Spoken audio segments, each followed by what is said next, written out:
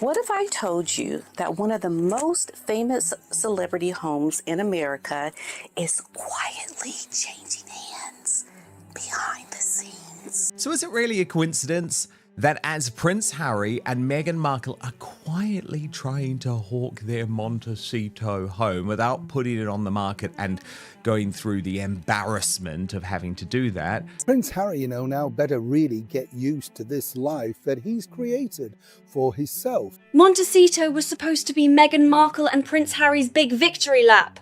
The palm trees, the privacy, the massive mansion, and the celebrity neighbours all seemed to represent one thing. They had escaped royal life and were building something bigger on their own terms. But now, that picture is starting to look very different. Because while questions continue swirling around the future of the Sussex's Montecito home, Taylor Swift and Travis Kelce have reportedly been looking at property in the same area, and the timing could not be more interesting. Think about the optics. Meghan spent years making Montecito the centre of her new American life. Now, one of the biggest stars on the planet may be considering that same neighbourhood, while speculation grows about whether Harry and Meghan will remain there long term. That is more than a simple celebrity neighbour story. It could signal a serious shift in the neighbourhood's celebrity power. Taylor and Travis are newlyweds, having married on July 3, which makes the reported house hunt even more fascinating. They are not necessarily searching for another temporary celebrity crash pad. Reports about their plans after the wedding have suggested they want to build a shared life instead of constantly moving between properties associated with Taylor or Travis individually. They have money, plenty of choices, major security concerns, and every reason to value privacy. Montecito checks nearly every box. Massive estates sit behind gates, the roads are quiet, ocean views are everywhere, and privacy comes with the territory. Oprah Winfrey already lives there, and the area has become one of California's most recognizable celebrity enclaves. So, on paper, Taylor and Travis considering Montecito makes plenty of sense, and it could create some very interesting headlines. The reports here in America are that they are having major financial problems. I actually read a report last week that they may be very quietly shopping their $14 million Montecito mansion, that it may be something of a pocket listing. And because they are reportedly browsing instead of being locked into one specific public listing, this story could move quickly if the right property suddenly hits the market. But this is where things get especially awkward for Meghan.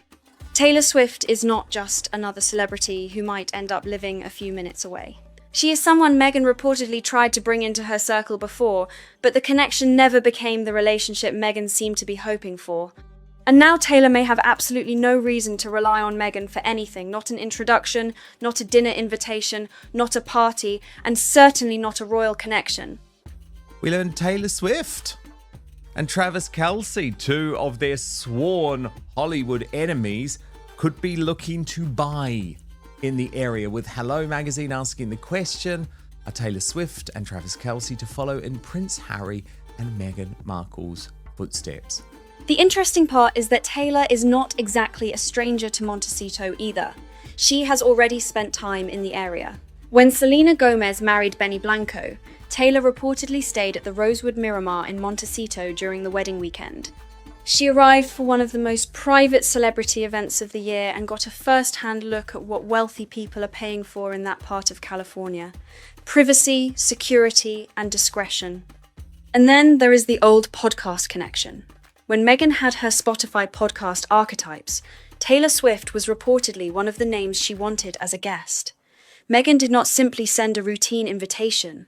Reports claim she personally wrote Taylor a handwritten invitation. The royal marriage may be on the verge of total collapse, and the allegations coming out are absolutely explosive. Furious and visibly frustrated, Prince Harry allegedly revealed that he feels he was completely catfished by the woman he married. That makes the move seem far more deliberate. Meghan had already secured major guests, including Serena Williams, Mariah Carey, and Paris Hilton. But Taylor was different. Taylor represented a completely different level of cultural influence, and she ultimately said no. The invitation was reportedly declined through a representative, rather than turning into a friendly appearance squeezed into Taylor's schedule. That is what makes the whole episode so striking. Meghan was not asking an unknown celebrity to help launch some tiny podcast. Archetypes had major Spotify backing, serious media attention, and a lineup of famous guests. Meghan was a duchess with global recognition. On paper, she had plenty of star power behind her. Yet Taylor still passed on the invitation. Taylor still passed, and there was no public feud afterward, no dramatic war of words, and no Taylor interview attacking Meghan. In a strange way, that makes the story even more striking. The door simply never opened. Unsuccessful. You get it? Salty writing a couple of weeks ago, I submitted an application of the best hashtag I ever made to the Urban Dictionary. The application was successful and it's been added to the Urban Dictionary. For someone building a brand around access, influence, and conversations with powerful women, silence can sometimes speak louder than a public rejection. That detail matters because Meghan reportedly went out of her way to make the invitation feel personal. A handwritten letter basically sends the message, I am not treating you like another booking. I want you. And the answer was still no. Then came the Eras tour. Meghan attended Taylor's Los Angeles show and was seen enjoying herself, which is hardly surprising. Millions of fans wanted to experience that tour. But there was also a reported attempt to get backstage and say hello, and according to reports, that meeting never happened. A few months later, Meghan was publicly connected to a very different superstar moment involving Beyoncé backstage. That made the contrast with Taylor even more noticeable. Sprawling estate became the backdrop for everything. The backdrop for their Netflix deal, their Spotify, their interviews, the magazine features, all of their business launches, their family photos. This mansion became more than a house. It became a symbol that they had successfully left the royal family behind a created new life in America.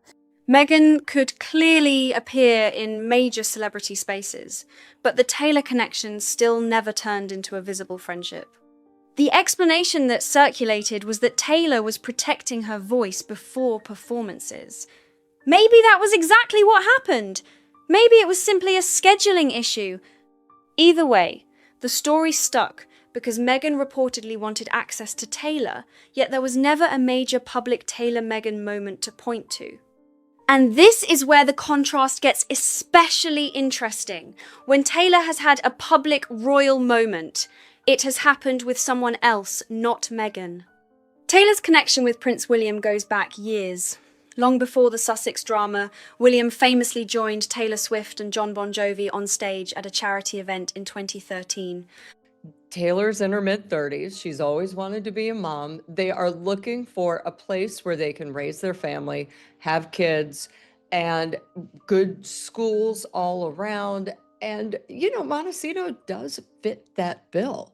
It is private. A lot of billionaires are there. Security is always around. If it's not yours, it's someone else's.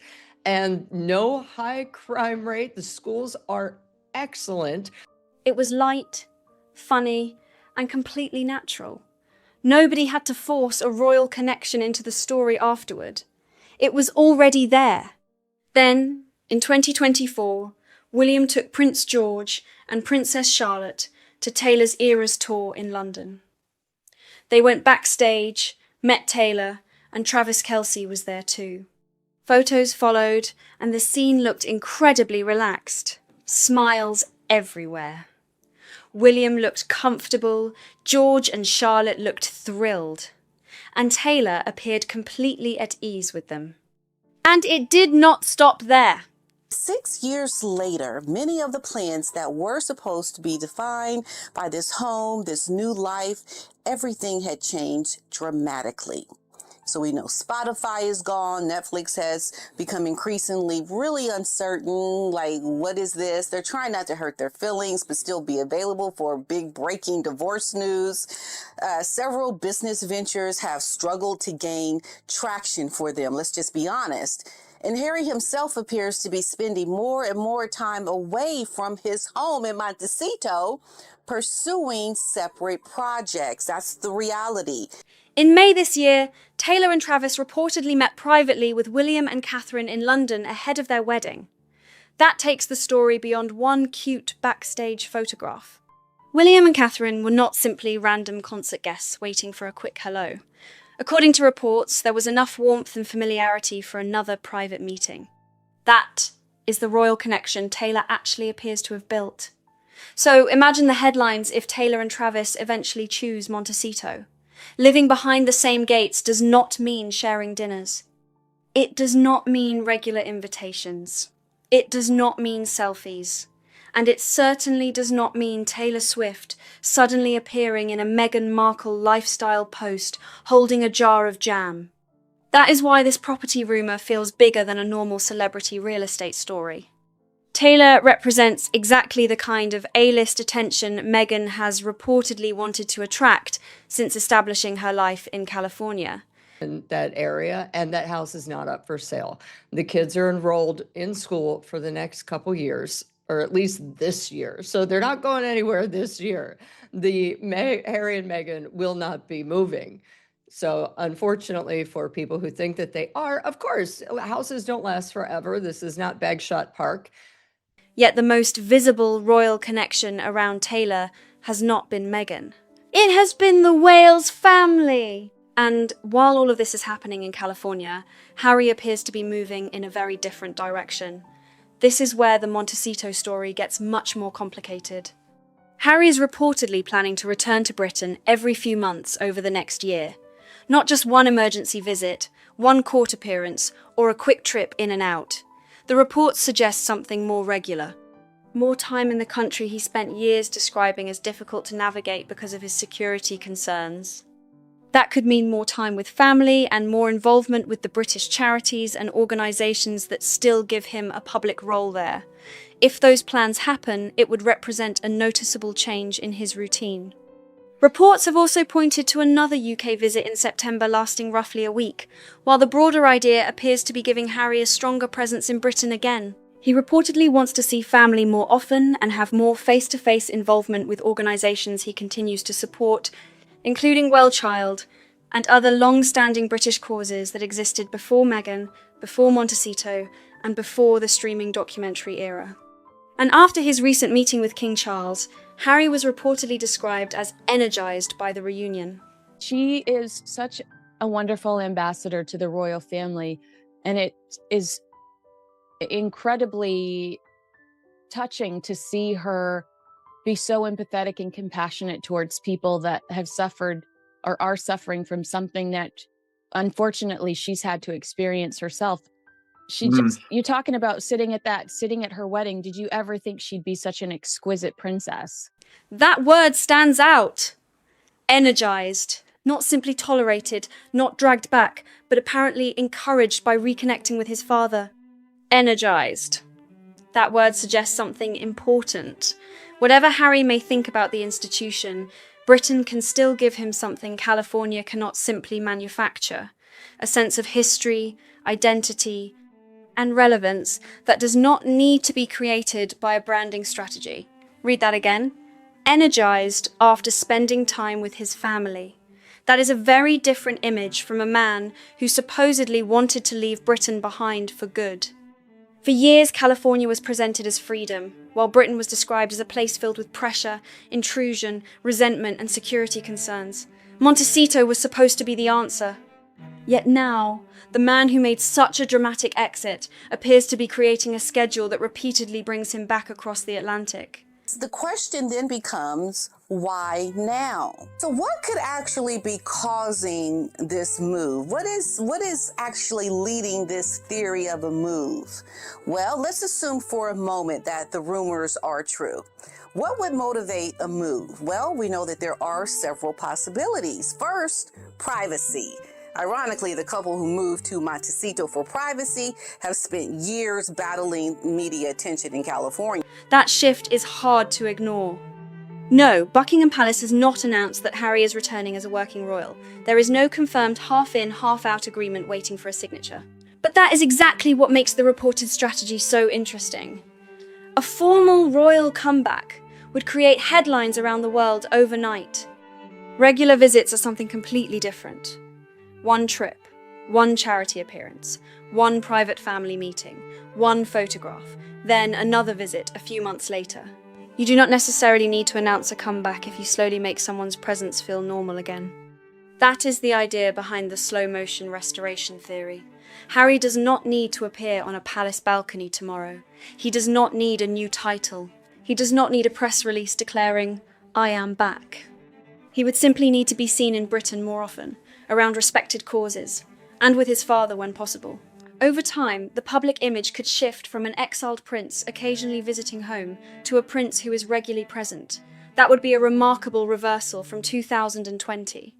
Harry and Meghan originally wanted the freedom to step back while keeping a connection to royal life. In January 2020, they proposed an arrangement that would allow them to leave senior duties, become financially independent, and divide their time between different places.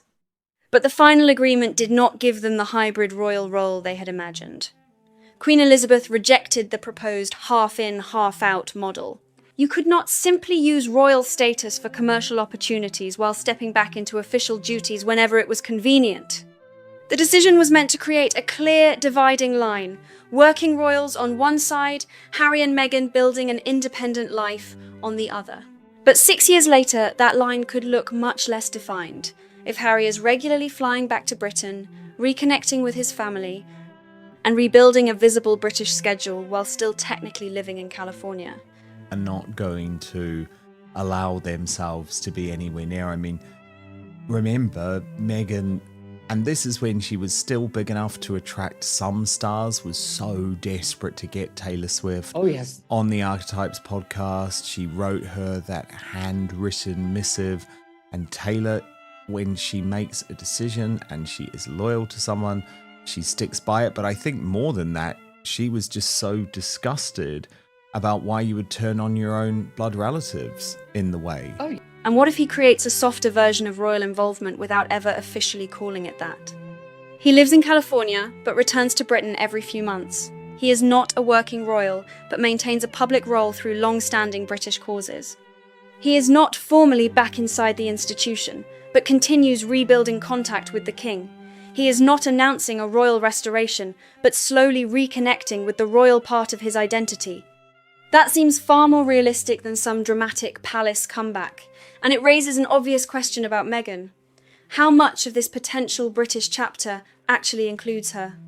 So far, the reports about more frequent UK visits have focused on Harry. There is no clear indication that Meghan plans to copy his schedule or start rebuilding a life in Britain alongside him. That does not prove a secret separation. It does not prove a divorce. But it does create a very different picture. Harry increasingly looking east, while Meghan's brand, business interests, and social ambitions remain firmly planted in California. That visual matters. Because if Harry starts spending significantly more time in Britain, Montecito suddenly becomes less obviously central to his life. Sprawling estate became the backdrop for everything. The backdrop for their Netflix deal, their Spotify, their interviews, the magazine features, all of their business launches, their family photos. This mansion became more than a house. It became a symbol that they had successfully left the royal family behind a created new life in America. It may still be his home, and his family may still live there. But Harry's public identity has always carried far more weight in the UK. In America, he is a famous prince. In Britain, he is the king's son, the brother of the future king, and a man whose entire public story is connected to the monarchy. California gave him distance from that identity. Britain gives it back! And after years of trying to build a completely separate Sussex world, Harry may be discovering that the royal connection was not simply baggage he could leave behind. It was also the very thing that made the world pay attention to him in the first place. That is why the timing around Montecito is so fascinating. On one side, you have Taylor Swift and Travis Kelce reportedly looking at the neighborhood as newlyweds planning their future. Taylor arrives with enormous cultural influence, a massive global fan base, established friendships, and a friendly history with William and Catherine. She does not need Montecito to make her important. Montecito simply fits the lifestyle she already has. On the other side, you have Harry and Meghan, whose mansion became a symbol of their decision to leave royal life behind. Okay, so that's what that looks like. The luxury real estate world, some of the biggest transactions never appear on public websites. Now, celebrities, they frequently use private brokers. They have these private showings, private buyer networks, a lot of confidentiality, and then they have these agreements. Now, you may be asking yourself, well, why? Why did they need to do that? Because the last thing a celebrity wants is 1,000 strangers touring their home or photographs documenting every viewing. Now, if Harry and Meghan were exploring a sale, an off-market approach would actually make perfect sense. While questions about the property keep resurfacing and Harry is reportedly planning to spend more time back in Britain, that is what makes the Montecito situation so interesting. Now, imagine the contrast if Taylor and Travis actually bought a home there.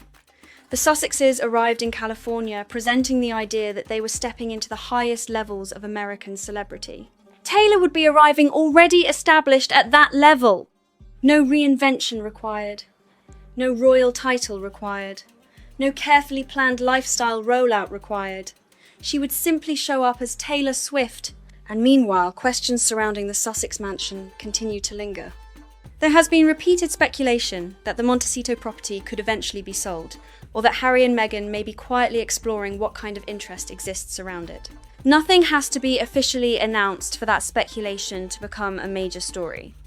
Luxury properties at that level are often discussed privately long before the public ever sees a listing. So, if Taylor and Travis really are exploring Montecito, even without making a purchase, the timing alone creates an intriguing contrast between two very different versions of celebrity life. And that is exactly why the timing of this Taylor story feels so powerful. One couple may be considering a move into Montecito, while the other couple's future there continues to attract questions. For Harry and Meghan, that mansion has always been more than just a house. It became a symbol of their post-palace fantasy: California freedom, celebrity friendships, streaming deals, private gardens, chickens, homegrown produce, poolside living, and the promise of a completely new life. The message seemed clear. This was their new kingdom, but a kingdom can look very different when another globally famous couple enters the picture. And if Taylor and Travis really did settle in Montecito, there would be no reason to assume Meghan would suddenly become part of Taylor's inner circle. Meghan could theoretically have Taylor Swift living just minutes away, while Taylor's more established royal connection remains thousands of miles away with William and Catherine. Distance would not necessarily be the issue. Access would be. And Meghan knows better than almost anyone that living close to someone does not automatically create a friendship. Montecito is packed with wealthy and famous residents. This is not about two couples fighting over a neighborhood, or Taylor somehow taking Meghan's place. The real tension comes from the timing and the comparison it creates. Taylor and Travis may be moving toward Montecito just as Harry appears to be moving emotionally and professionally back toward Britain. Meanwhile, Meghan's brand and ambitions remain centered in California. That creates an incredibly awkward contrast. One couple potentially moving deeper into Montecito, while Harry appears increasingly drawn back toward Britain. And Meghan is left at the center of a very different kind of spotlight. The superstar Meghan once personally tried to bring into her podcast world could now become a neighbor. That same superstar has publicly built a much more natural connection with William and his family. And now Meghan's own husband is reportedly preparing to spend more time in the country and around institutions they once chose to step away from. So what exactly is Montecito now? Is it still the permanent Sussex base? Is it Meghan's California fortress? Or is it simply an extremely expensive home attached to a chapter that no longer looks quite as triumphant as it did 5 years ago? Because the story has changed dramatically. Back then, Harry and Meghan were leaving Britain behind and heading toward California, presenting it as the start of a completely new life. Now Taylor Swift may be considering Montecito, while Harry appears to be looking back toward Britain. That is one seriously unexpected reversal. But what do you think? Is Montecito still the Sussexes' long-term home, or could Harry's growing connection to Britain change everything? Drop your thoughts in the comments. And if you enjoyed this story, make sure to like the video and subscribe for more updates and celebrity stories.